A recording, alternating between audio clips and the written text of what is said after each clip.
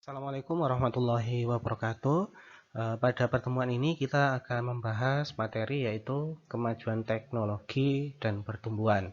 Pada materi ini kita akan membahas seberapa besar dan penting arti teknologi untuk pertumbuhan ekonomi suatu negara. Materi-materi pada bab ini setidaknya kita bisa membagi atau mengklasterkan menjadi 3 bagian. Yang poin pertama, kita nanti akan membahas pertumbuhan teknologi dan laju pertumbuhan. Kemudian yang kedua, itu adalah determinan kemajuan teknologi. Jadi faktor-faktor apa saja yang nanti mempengaruhi kemajuan teknologi itu. Dan yang ketiga adalah fakta-fakta terkait dengan pertumbuhan yang dikaitkan dengan kemajuan teknologi. Kita akan masuk pada subbab pertama, yaitu ketika kita berbicara kemajuan teknologi dan laju pertumbuhan, yaitu laju pertumbuhan ekonomi lebih tepatnya. Di sini ditampilkan apa dampak dari kemajuan teknologi terhadap aktivitas produksi. Setidaknya dampak dari kemajuan teknologi, dengan adanya teknologi itu akan terdapat dampak terbesar.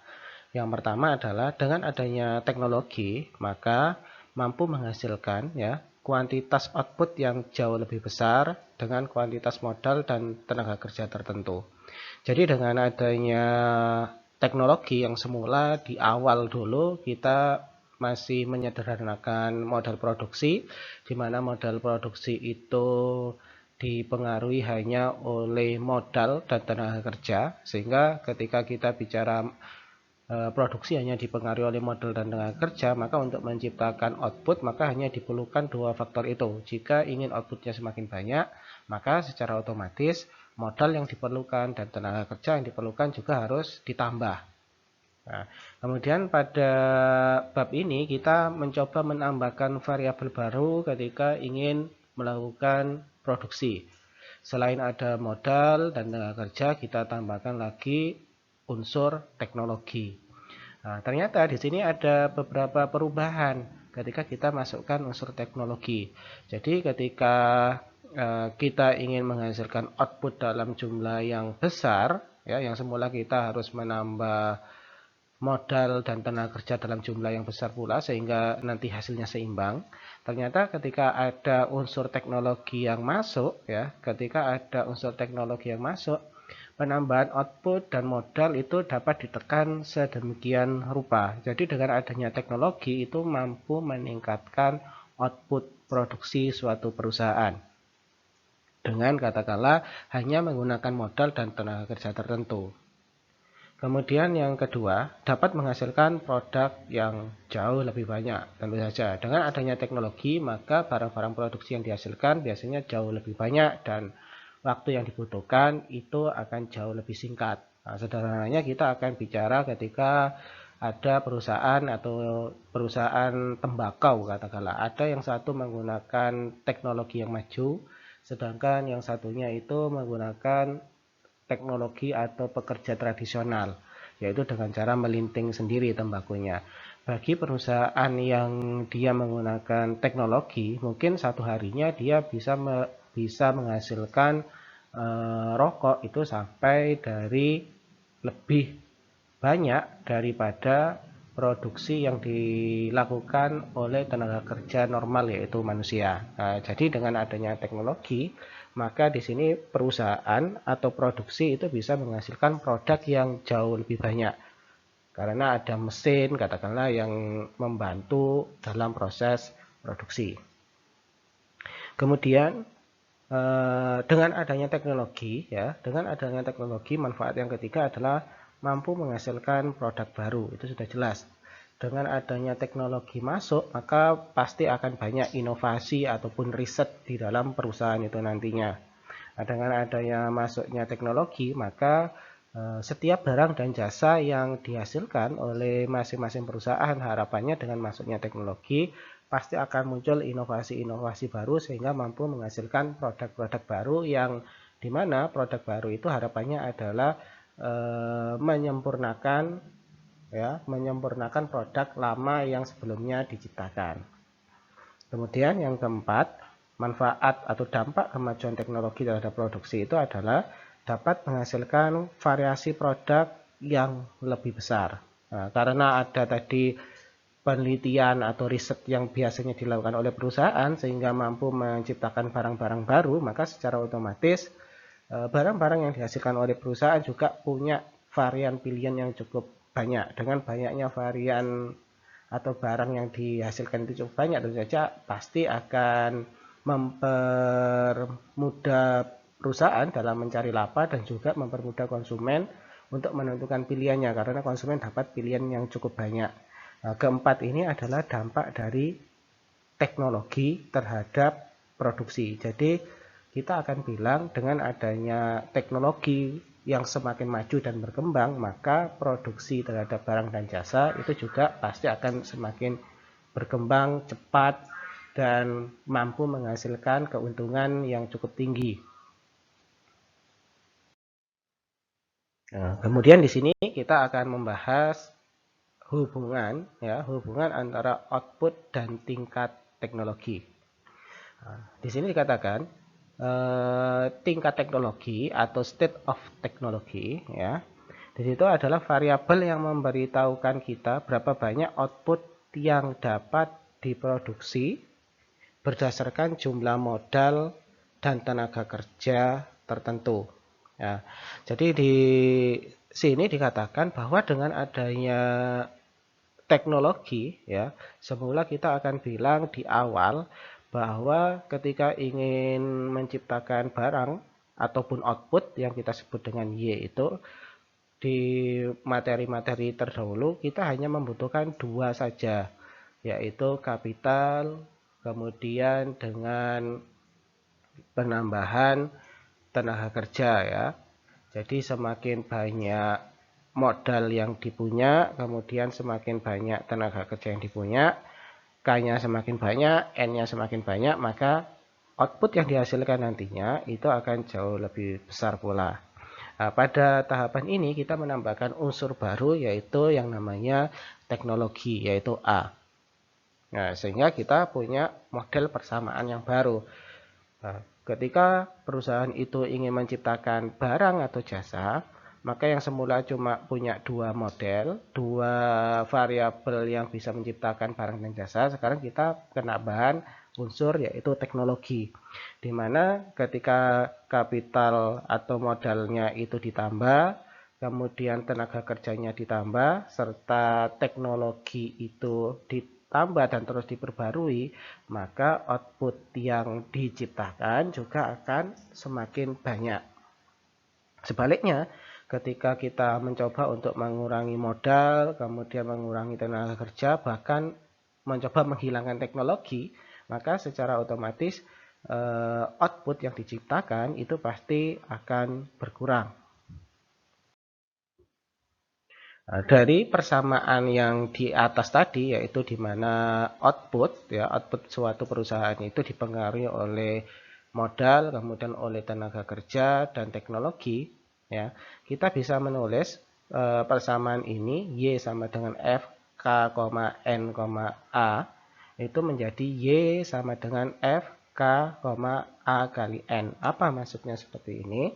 Ya, dengan demikian, tadi dikatakan kan faktor untuk menciptakan barang dan jasa itu dipengaruhi oleh modal, tenaga kerja, dan teknologi. Nah, dengan adanya teknologi yang terus-menerus ditambah sebenarnya, nah, katakanlah perusahaan itu cukup konsen dengan kemajuan teknologi, sebenarnya dengan semakin berkembangnya teknologi di perusahaan yang bersangkutan, itu mampu mengurangi jumlah pekerja yang diperlukan untuk menghasilkan sejumlah barang atau output tertentu. Sehingga di sini yang semula KNA itu berdiri sendiri, di persamaan yang baru kita akan menggabungkan ya antara jumlah pekerja dengan teknologi. Karena di sini kita akan bilang sebenarnya kalau perusahaan itu banyak menggunakan teknologi, maka dengan sendirinya perusahaan tersebut pasti akan berusaha mengurangi penggunaan tenaga kerja. Kita mungkin pernah mendengar bahwa perusahaan itu ada kalanya dia memang padat karya ataupun padat modal seperti itu. Ketika kita bicara padat karya, mungkin banyak perusahaan yang memang dia mempekerjakan tenaga kerja atau manusia yang cukup banyak daripada mesin dan segala macamnya. Tapi ketika kita bicara padat modal, banyak perusahaan yang lebih mementingkan besaran modal atau teknologi yang digunakan, sehingga keterlibatan tenaga kerja itu sedikit dikurangi. Nah, di sini kita bicara bahwa Y sama dengan faktor dalam kurung K dikalikan A kali N. Maksudnya A kali N ini adalah ketika perusahaan itu menggunakan teknologi semakin sering dan teknologi yang digunakan itu mengalami perubahan, yaitu semakin maju tiap saatnya, maka secara otomatis jumlah pekerja yang diperlukan untuk memproduksi barang di perusahaan yang bersangkutan itu akan semakin berkurang. Kemudian AN ini biasanya kita sebut dengan tenaga kerja yang efektif. Nah, jadi yang disebut dengan tenaga kerja yang efektif itu adalah tenaga kerja yang disesuaikan dengan kondisi kemajuan teknologi yang dimiliki oleh perusahaan. Jika tingkat teknologi A itu berlipat ganda, ya, maka seolah ekonomi memiliki pekerjaan 2 kali lipat.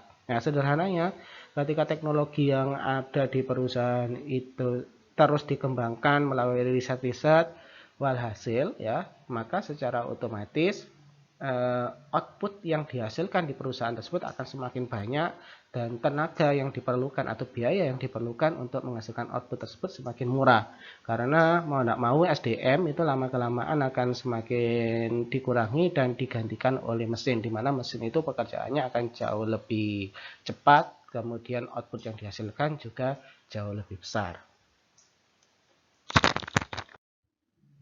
Dalam slide ini ya akan dijelaskan melalui gambar di mana output dan modal per pekerja yang efektif ya. Di sini akan dijelaskan bagaimana sih output dan modal per pekerja yang efektif itu.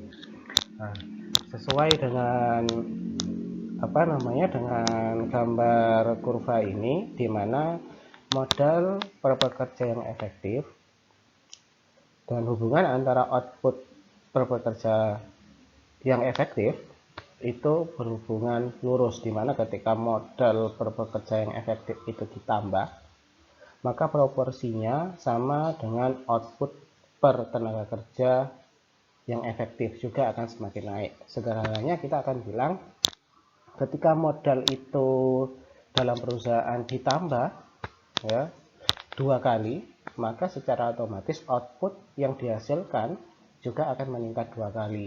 Sebaliknya, ketika modal per pekerja itu dikurangi, ya modal per pekerja tenaga kerja yang efektif itu dikurangi, maka output per tenaga kerja yang efektif juga akan berkurang sejumlah berapa besaran modal yang dikurangi. Jadi kita akan bicara di sini, di persamaan ini dituliskan 2Y itu sama dengan F dalam kurung 2K, 2AN.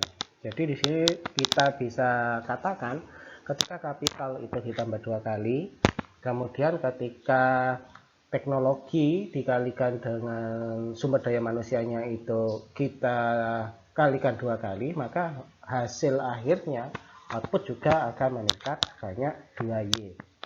Sehingga dari persamaan ini, ketika kita punya persamaan ini, kita bisa menurunkan persamaan tersebut menjadi XY itu sama dengan F XK, XAN. Ya, di sini kita akan bilang bahwa penambahan di setiap faktor-faktor produksi itu akan sama proporsinya dengan penambahan output yang nanti akan dihasilkan.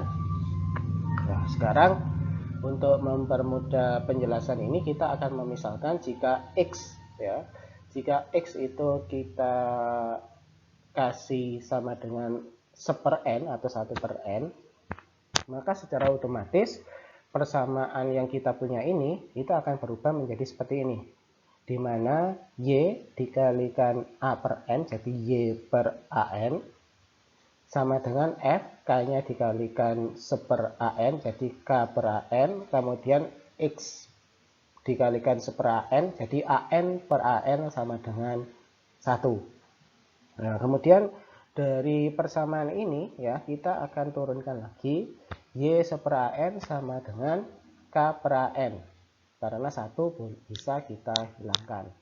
Jadi kita akan bilang Y per AN itu sama dengan output per tenaga kerja yang efektif. Kemudian ketika kita bicara FKN, itu kita akan bicara modal per tenaga kerja yang efektif. Jika FKN itu ditambah, maka YAN itu juga pasti akan naik. Besarannya, ya, besarannya berapa besarnya itu tergantung dari berapa penambahan di faktor-faktor produksinya.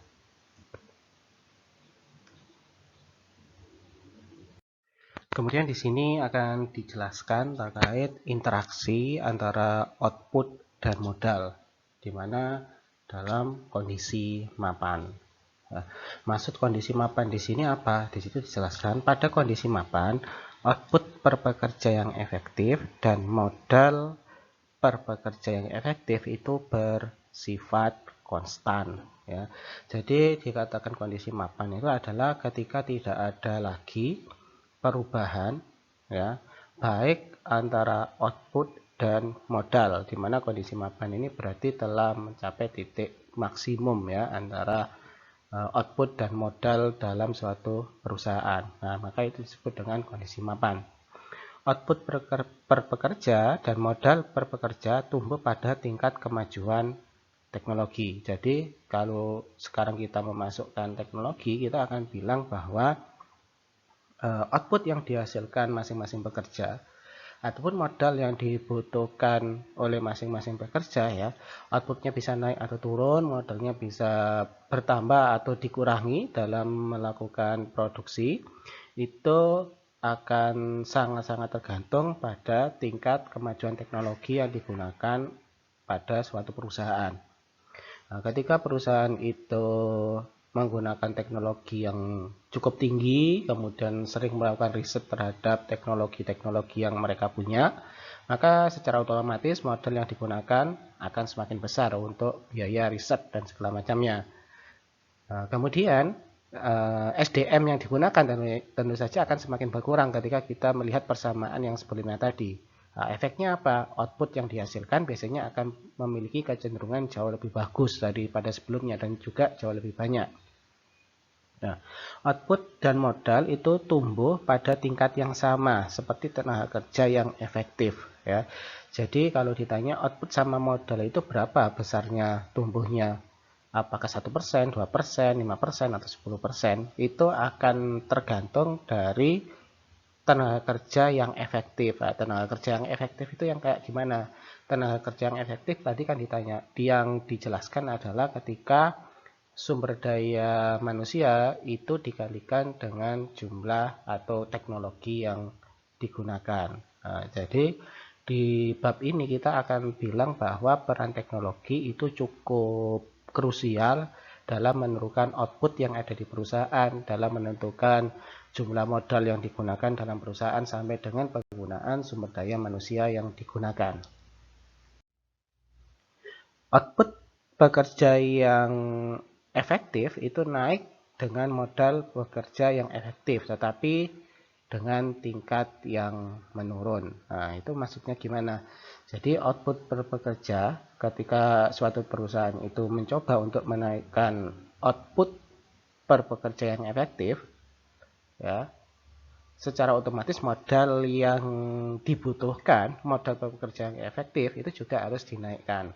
Tapi ketika terus ditambah, ya, katakanlah modal pekerjanya terus ditambah, teknologinya terus ditambah, padahal sudah mencapai titik yang maksimum, ya, maka lama-kelamaan grafik yang digambar yang bisa ditampilkan punya kecenderungan menurun.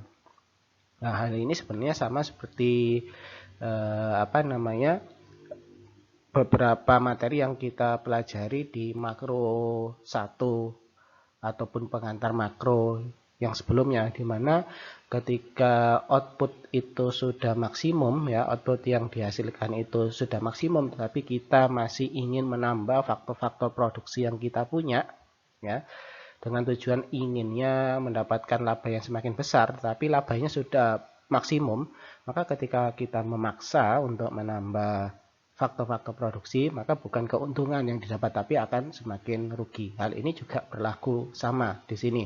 Ketika output per pekerja itu sudah dikatakan maksimum pada kondisi mapan, tetapi modal dan teknologi terus ditambah terus, ya, maka punya kecenderungan yang menurun.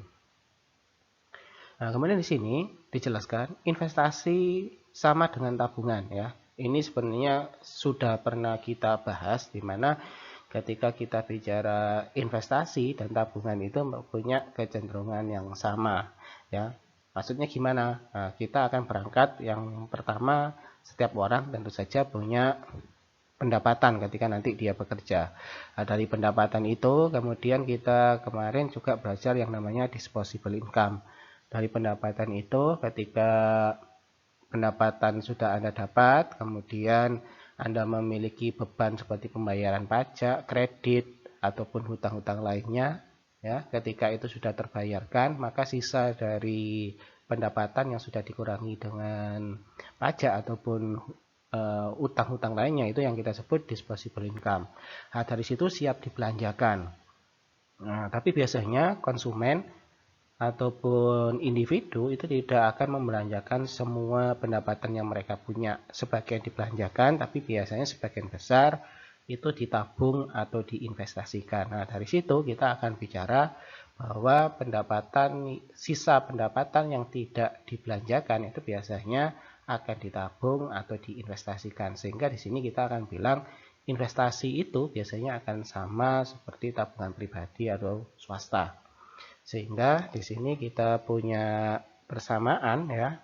Di sini punya persamaan bahwa I itu sama dengan S, di mana S, Y itu berarti kita akan bilang besarnya kita menabung, besarnya kita berinvestasi itu itu tergantung dari yang namanya pendapatan kita. Biasanya semakin besar pendapatan kita, maka secara otomatis besaran investasi atau tabungan kita juga akan semakin besar. Tapi sebaliknya ketika pendapatan kita itu semakin berkurang, dimungkinkan besaran tabungan atau investasi juga akan semakin berkurang. Nah, di sini kita akan mencoba menghubungkan antara investasi, tabungan dengan tadi tenaga kerja yang efektif, di mana kita akan ulangi tenaga kerja yang efektif itu adalah gabungan dari tenaga kerja plus adanya kemajuan atau unsur teknologi di dalamnya. Nah, ketika investasi itu kita bagi dengan tenaga kerja yang efektif, ya, maka di sini kita akan bilang investasi per AN, sedangkan sama dengan S, Y-nya juga harus kita bagi dengan AN, karena tadi kita di ruas kiri itu kita bagi dengan AN, maka ruas kanan juga kita bagi dengan AN. Jadi di situ Y per AN. Nah, kemudian dari persamaan ini ya, kita bisa menyamakan dengan persamaan sebelumnya, di mana Y per AN, kalau kita lihat di persamaan sebelumnya itu Y per AN itu sama dengan K per AN.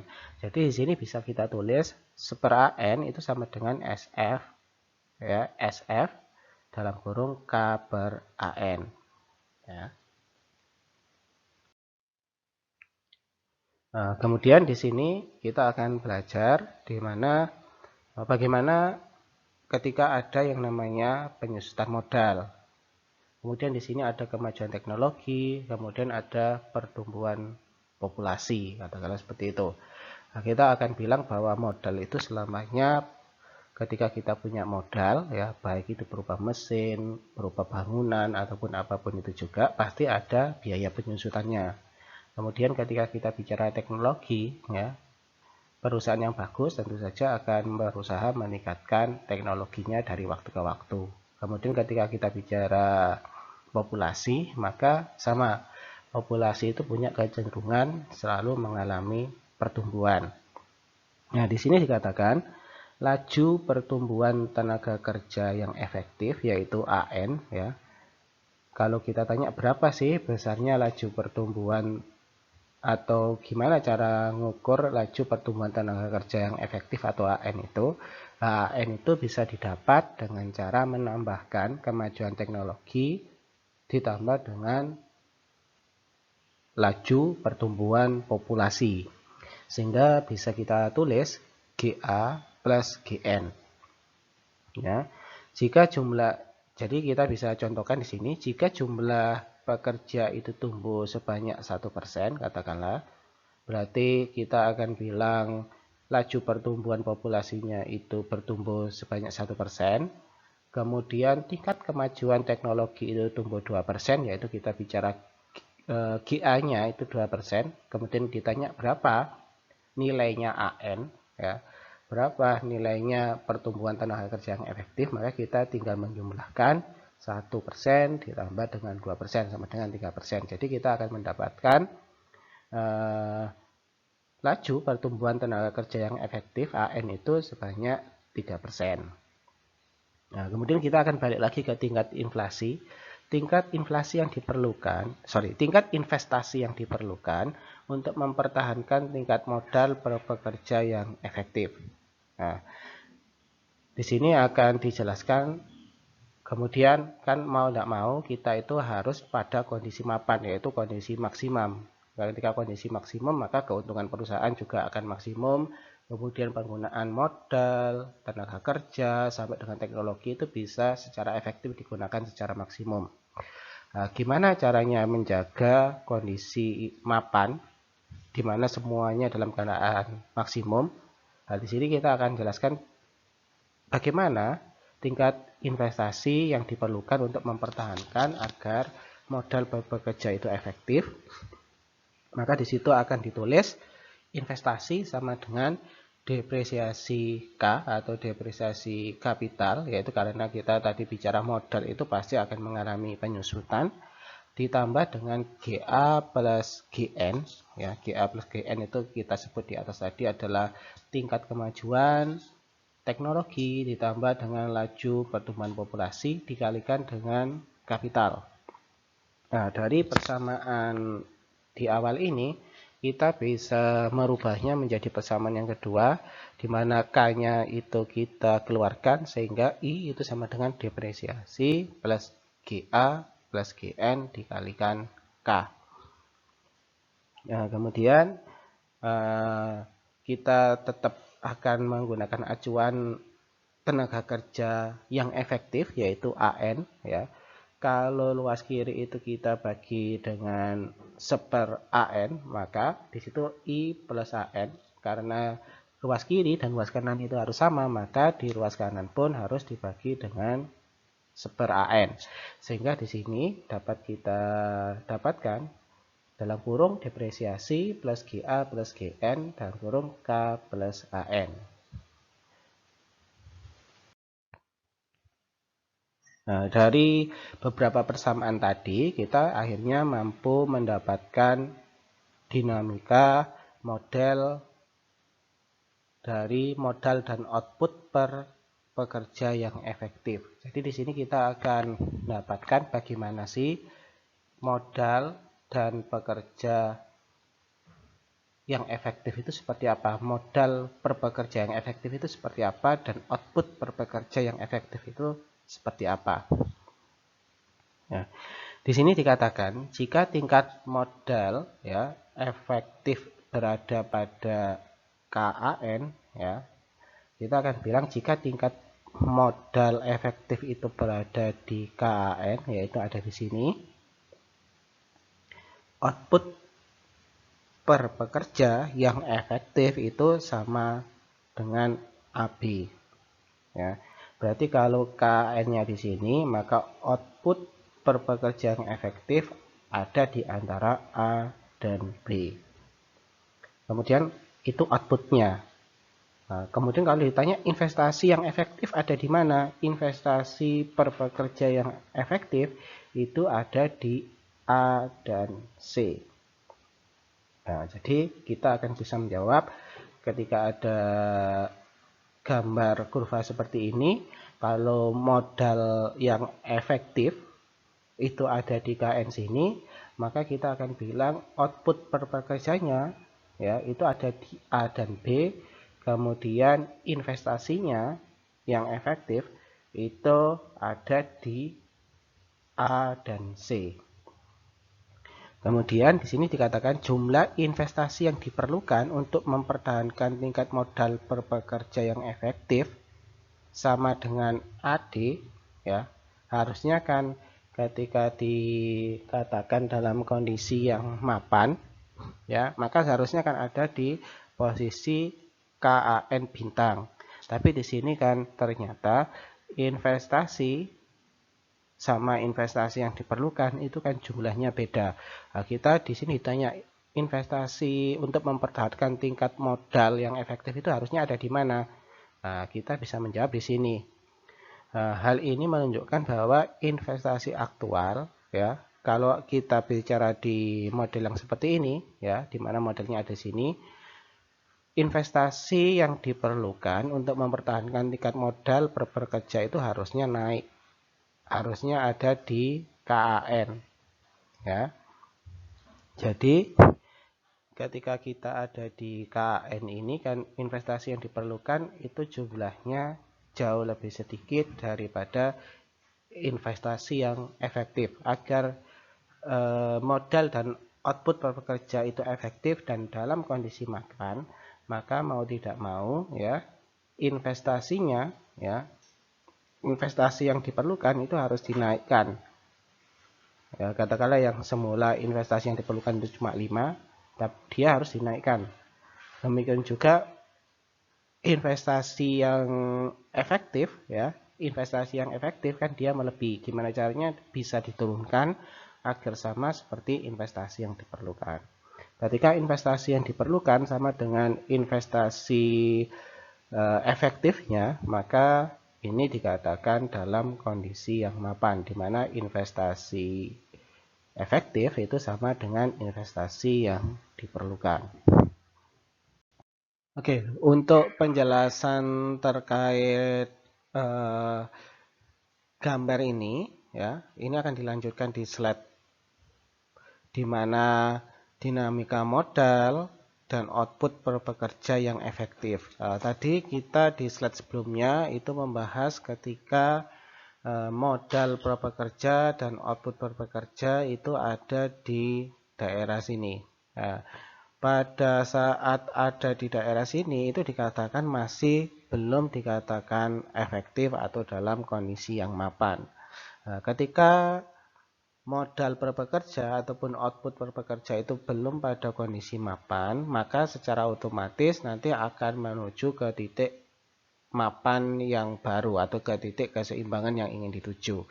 Nah, di sini keterangannya ketika K per N mulai bergerak ke kanan, artinya ketika mulai bergerak ke kanan itu menunjukkan bahwa di sini ada pergerakan mencari titik kondisi mapan ya, dengan tingkat modal per pekerja yang efektif naik dengan berlalunya waktu ya.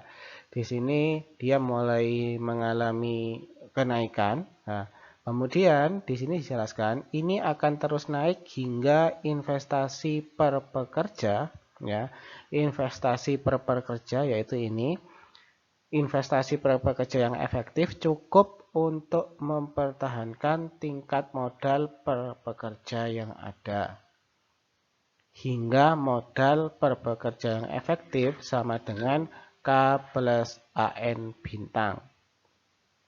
Nah, di sini dikatakan, kenapa di sini dikatakan dalam kondisi perekonomian yang mapan? Karena di sini kita bisa melihat bahwa terjadi titik temu antara investasi efektif dengan investasi real ya. Di sini bertemu di sini. Sedangkan di sini dijelaskan kondisi mapan perekonomian terjadi karena modal per pekerja yang efektif dan output per pekerja yang efektif itu bersifat konstan. Ya, jadi ketika kita melihat di sini, yaitu ada modal per pekerja sama output per pekerja itu ada di titik sini, ini menunjukkan bahwa kondisinya adalah konstan. Tidak akan lagi terjadi kenaikan atau tidak akan lagi terjadi penurunan baik di modal ataupun di output per pekerja yang efektif. Karena kenapa? Karena di sini kita sudah menemukan bahwa investasi real itu sama dengan investasi yang efektif. Nah, ini ditunjukkan di titik ini. Kemudian yang dikatakan tadi modal per pekerja sama output per pekerja pada kondisi mapan yaitu ada di K per AN bintang. Kemudian yang output per pekerja ada di Y per AN bintang. Nah, kemudian di sini dikatakan ekonomi dalam kondisi mapan itu dikatakan berada pada jalur pertumbuhan berimbang. Ya, jadi sebutan lain bagi ekonomi dalam kondisi mapan itu dikatakan jalur pertumbuhan berimbang. Nah, jalur pertumbuhan berimbang itu yang kayak gimana? Nah, jalur pertumbuhan berimbang itu adalah ketika output, kemudian modal, dan tenaga kerja yang efektif itu semua tumbuh secara seimbang. Artinya kayak apa? Katakanlah ketika terjadi penambahan modal 2 kali, terjadi penambahan tenaga kerja yang efektif itu 2 kali, maka harapannya output yang tumbuh itu adalah sebesar 2 kali pertumbuhan modal ataupun tenaga kerja. Itu yang dikatakan pertumbuhan berimbang. Ya, tetapi katakan ketika modal itu turun sampai 5 kali lipat, kemudian tenaga kerja yang efektif itu turun sampai 5 kali lipat, dan ketika outputnya secara otomatis juga pasti akan turun sebanyak 5 kali lipat. Nah, itu yang dikatakan pertumbuhan berimbang. Laju pertumbuhan output ya, laju pertumbuhan output bergantung pada laju pertumbuhan populasi dan tingkat kemajuan teknologi. Nah, jadi di sini akan dikatakan di suatu perusahaan ataupun negara ataupun daerah nanti outputnya bisa bertambah banyak atau semakin sedikit itu sangat dipengaruhi oleh pertumbuhan populasi. Artinya banyak sedikitnya SDM atau manusia yang ada di negara yang bersangkutan. Selain itu juga dipengaruhi oleh tingkat kemajuan teknologi. Jadi ada 2 indikator yang mempengaruhi pertumbuhan output, yaitu pertumbuhan populasi dan yang kedua adalah tingkat kemajuan teknologi yang ada di negara yang bersangkutan. Pertumbuhan tingkat tabungan ya, pertumbuhan tingkat tabungan tidak mempengaruhi laju pertumbuhan pada kondisi mapan. Jadi banyak sedikitnya tabungan yang tersedia di negara yang bersangkutan itu tidak akan mempengaruhi laju pertumbuhan jika pada kondisi mapan. Ya. Kemudian di sini dikatakan perubahan tingkat tabungan itu efeknya apa sih? Katakanlah ketika di suatu negara itu terjadi kenaikan atau penurunan jumlah tabungan. Nah, di situ terdapat 2 efek. Yang pertama adalah mempengaruhi tingkat output per pekerja yang efektif pada kondisi mapan. Ya. Jadi tabungan itu tidak mempengaruhi laju pertumbuhan, tapi tabungan itu akan mempengaruhi tingkat output per pekerja yang efektif. Ya. Jadi semakin banyak tabungan itu menunjukkan berarti tingkat output per pekerja yang efektif juga akan semakin bagus harusnya. Kemudian yang kedua, peningkatan akan menimbulkan peningkatan laju pertumbuhan di atas laju pertumbuhan pada kondisi mapan.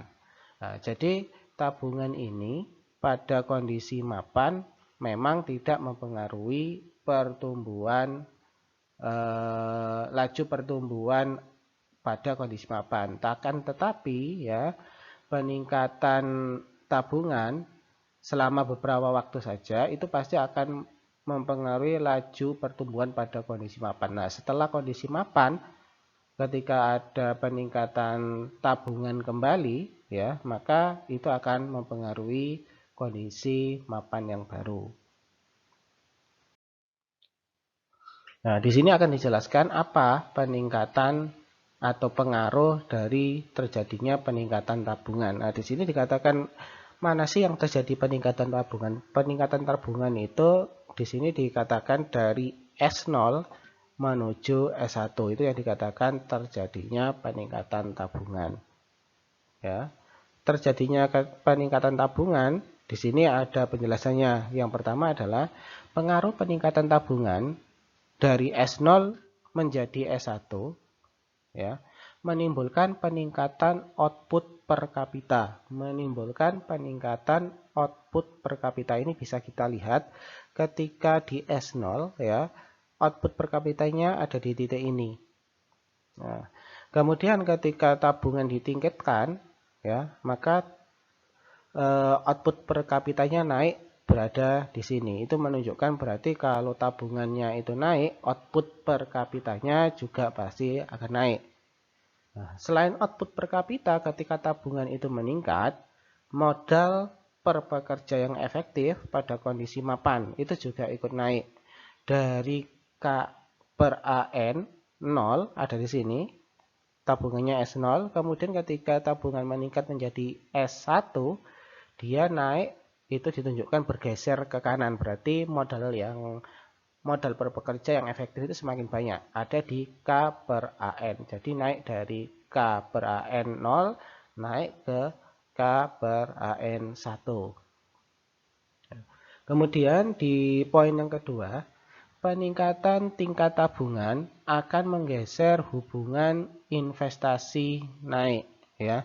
Semakin semakin tinggi ya, atau ketika terjadi peningkatan tabungan, maka secara otomatis investasi yang terjadi itu juga mengalami kenaikan. Di situ ditunjukkan dari S0FK per N ya, ini dia naik menjadi S1FK per N.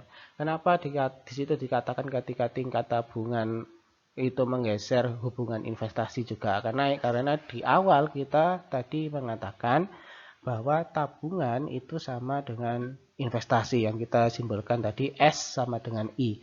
Ketika S-nya naik, maka secara otomatis I yang ada atau investasi yang ada itu juga harus naik. Kemudian tingkat modal per pekerja yang efektif pada kondisi mapan ya, K per AN 0 itu akan meningkat menjadi K per AN 1. Itu sudah kita bahas tadi. Ketika tabungan naik, maka secara otomatis modalnya juga pasti akan ikutan naik. Begitu juga untuk outputnya. Ketika tabungannya naik, maka output per pekerja yang efektif juga pasti akan naik. Sebaliknya, ketika tabungannya turun, maka output per pekerja maupun modal per pekerja itu nanti juga pasti akan mengalami penurunan. Nah, kemudian di sini dijelaskan lagi, kalau tadi pengaruh tabungan yang tahapan pertama, di sini kita jelaskan pengaruh peningkatan tabungan. Nah, di sini kita menemukan gambar yang lain yang berbeda seperti tadi. Di sini dijelaskan ketika tabungan itu meningkat, ya, ketika tabungan itu meningkat, modal per pekerja yang efektif dan output per pekerja yang efektif itu pasti akan naik. Tadi sudah dijelaskan. Ya. Setelah meningkatkan tingkat tabungan pada titik T, ya, ada di titik T ini, output tumbuh pada tingkat yang sama seperti pertumbuhan yang lebih tinggi di BB. Nah, ini. Ya.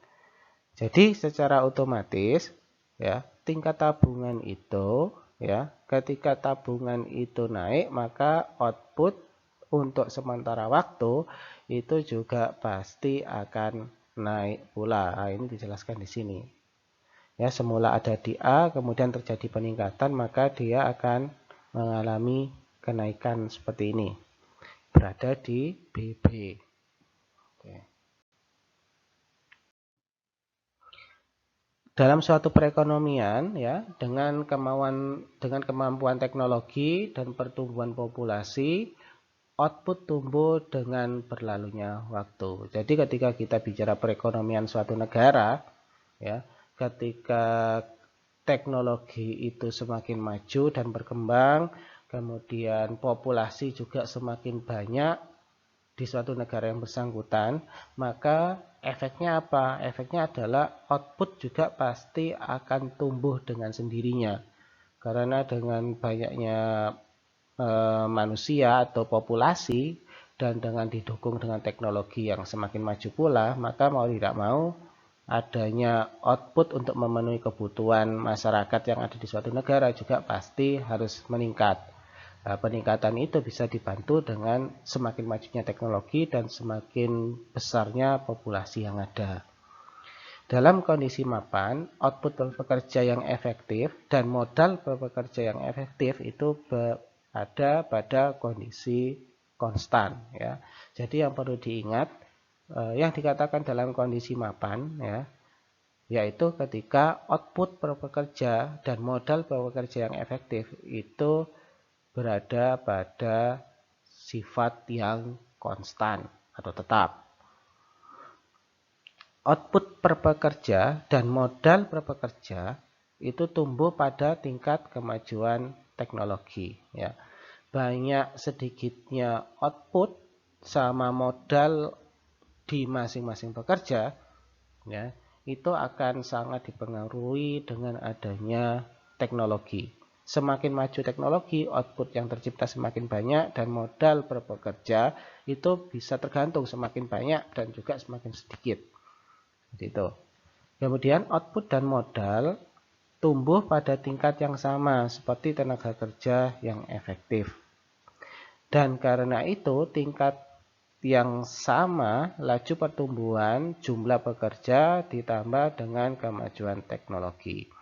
Jadi ketika di sini kita bisa menjelaskan, ya, output plus modal itu sama saja seperti tenaga kerja yang efektif, di mana laju pertumbuhan pekerja ditambah dengan tingkat kemajuan teknologi, ya, itu harusnya nanti bisa menghasilkan tenaga kerja yang efektif. Ketika ekonomi berada pada kondisi mapan, hal itu dikatakan berarti pada jalur pertumbuhan berimbang. Sekali lagi, jalur pertumbuhan berimbang itu ketika faktor-faktor produksinya itu ditambah 2 kali lipat, maka output yang tercipta itu harusnya nanti juga naik sebanyak besarnya faktor-faktor produksi yang dinaikkan. Berarti kalau ditambah 2 kali lipat, outputnya juga harus naik 2 kali lipat. Itu yang dikatakan jalur pertumbuhan berimbang. Nah, kemudian di sini ada determinan kemajuan teknologi. Ya. Jadi faktor-faktor apa saja yang mempengaruhi kemajuan teknologi di suatu negara? Nah, kemajuan teknologi itu setidaknya dipengaruhi oleh 2 hal. Yang pertama adalah fertilitas penelitian dan pengembangan. Yang kedua adalah apropriabilitas hasil riset dan developmentnya. Ya, nah, kita akan bahas satu persatu di sini. Jadi teknologi suatu negara itu bisa maju, kemajuannya bisa pesat atau lambat itu ya diakibatkan atau disebabkan oleh 2 hal ini. Yang pertama, fertilitas penelitian dan pengembangan. Di situ dikatakan bagaimana pengeluaran untuk penelitian dan pengembangan yang nanti diterjemahkan ke dalam ide dan produk baru. Nah, gini maksudnya kayak gimana hal ini? Nah, jadi ketika nantinya di suatu negara itu memang fokus atau konsen terhadap kemajuan teknologi, ya. Ketika suatu negara itu memang punya konsen di kemajuan teknologi yang nanti gunanya adalah supaya output yang diciptakan itu juga semakin banyak, semakin bagus, ya maka mau tidak mau mereka harus meningkatkan di bidang penelitian dan pengembangannya. Nah, ketika ingin menciptakan barang yang semakin bagus tiap tahunnya, setiap kali menciptakan, katakanlah barang yang diciptakan selangkah lebih baik daripada barang yang sebelumnya tercipta atau barang yang awal kali dibuat, maka mau tidak mau perusahaan atau suatu negara itu harus mau menyediakan atau menyisihkan sebagian uangnya untuk aktivitas penelitian dan pengembangan. Nah, ketika fasilitas penelitian dan pengembangan itu dibiayai, maka akan muncul inovasi-inovasi baru sehingga muncul barang-barang baru seperti katakanlah kita akan contohkan ketika kita bicara alat komunikasi, katakanlah handphone itu pasti akan mengeluarkan tiap tahun atau tiap bulan atau tiap semester produk-produk baru. Nah, bagaimana mereka kok bisa menciptakan produk-produk baru, di mana kalau kita bicara seperti itu, produk baru yang dikeluarkan itu biasanya sebagai upgrading dari produk yang sebelumnya diciptakan. Nah, bagaimana mereka bisa melakukan seperti itu? Katakanlah iPhone itu dia selalu mengadakan katakanlah upgrading fasilitas yang dimiliki, ya karena mereka menyediakan sebagian dana ya untuk pengembangan penelitian. Yang kedua, kemajuan teknologi itu dipengaruhi oleh apropriabilitas hasil riset dan developmentnya. Nah, jadi setiap perusahaan, setiap instansi atau setiap negara itu jelas ada risetnya, jelas ada R&D-nya. Akan tetapi di sini R&D itu punya tanggung jawab besar, di mana penelitian dan pengembangan yang dilakukan untuk kemajuan produk itu harus ada manfaat, kemudian dengan gimana caranya supaya biayanya jauh lebih rendah dan mempunyai tingkat pengembalian keuntungan yang cukup besar. Nah, ketika katakanlah nomor satu sudah terlewati, yaitu di masing-masing perusahaan ataupun negara itu punya R&D dan mereka melakukan riset, kemudian menghasilkan temuan baru.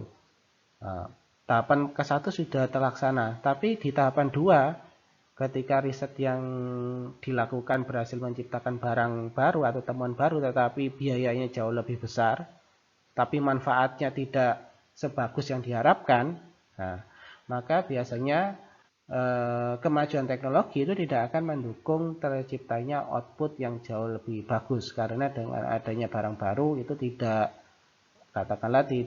bisa menunjang fasilitas yang jauh lebih bagus daripada barang yang sebelumnya tercipta. Jadi syaratnya dikatakan kemajuan teknologi itu memang bermanfaat, efektif bagi output yang diciptakan, setidaknya harus ada dua hal yang memang harus dilewati, yaitu adanya R&D, kemudian manfaat dari hasil yang sudah dilakukan penelitian atau pengembangan dari R&D itu. Ada manfaatnya enggak barang yang diciptakan dari hasil-hasil penelitian tersebut?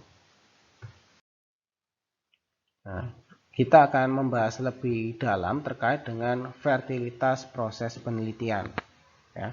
Di sini kita akan bilang bahwa ketika suatu negara ataupun perusahaan itu memang berkomitmen untuk melakukan penelitian yang produktif, ya, dikatakan penelitian produktif itu adalah setiap perusahaan atau negara memang sengaja memberikan cukup besar biaya atau dana untuk timnya melakukan riset.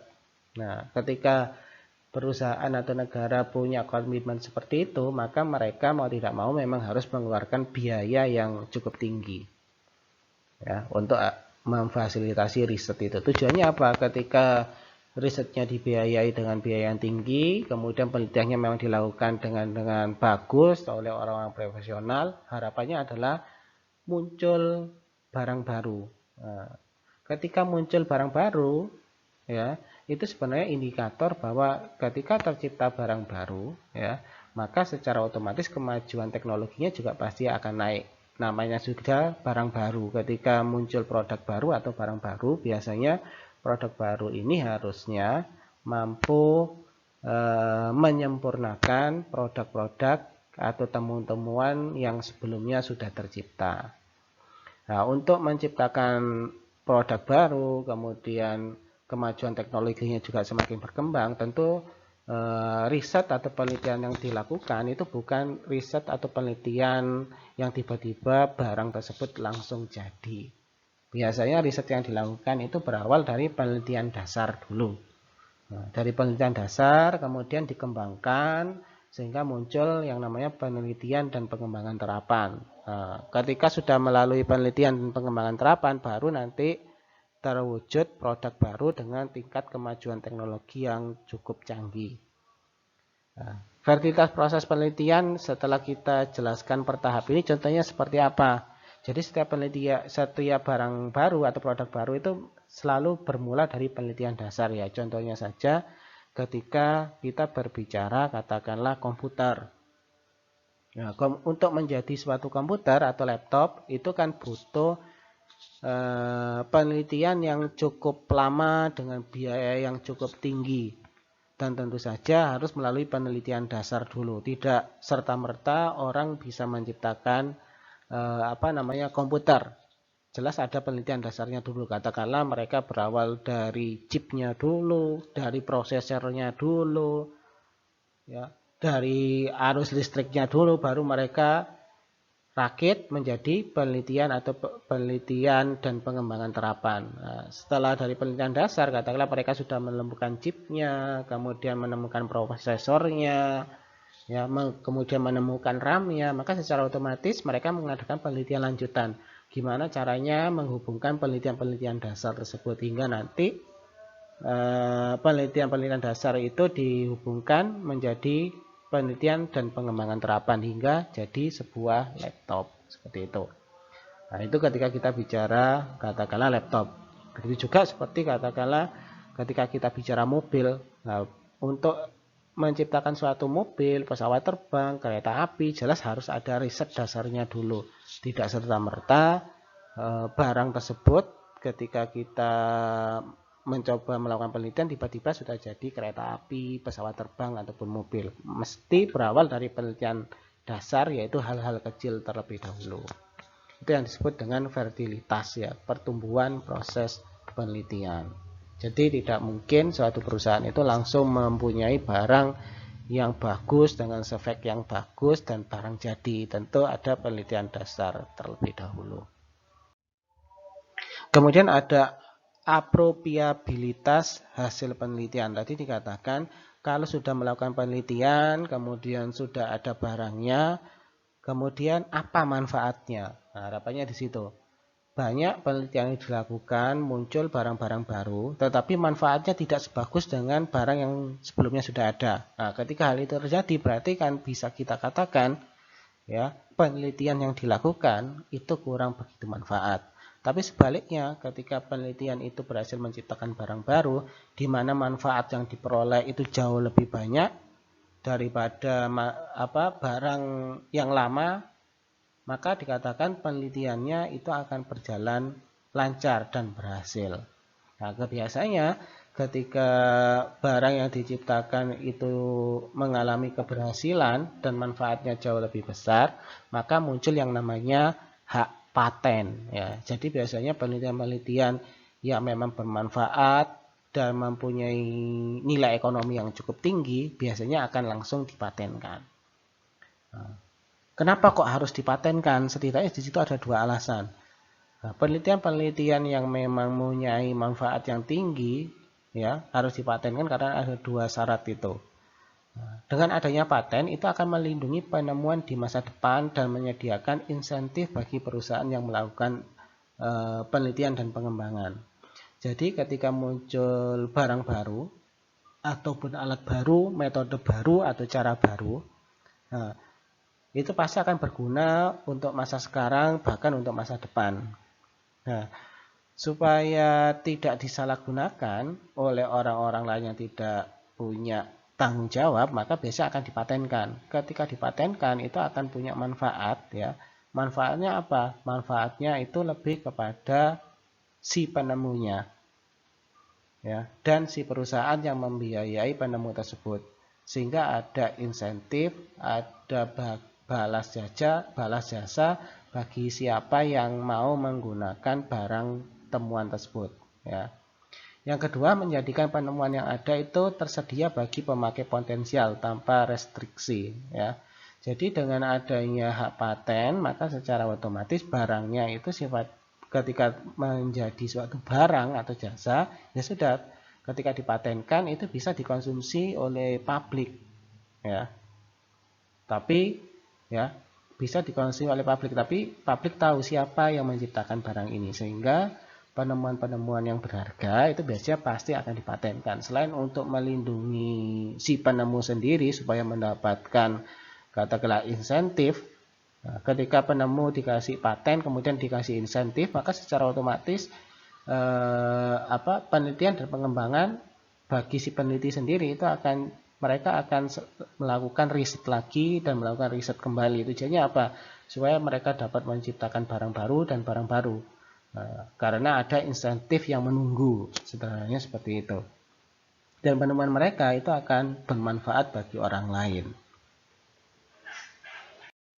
Demikian materi yang bisa dijelaskan pada pertemuan ini. Terima kasih. Wassalamualaikum warahmatullahi wabarakatuh.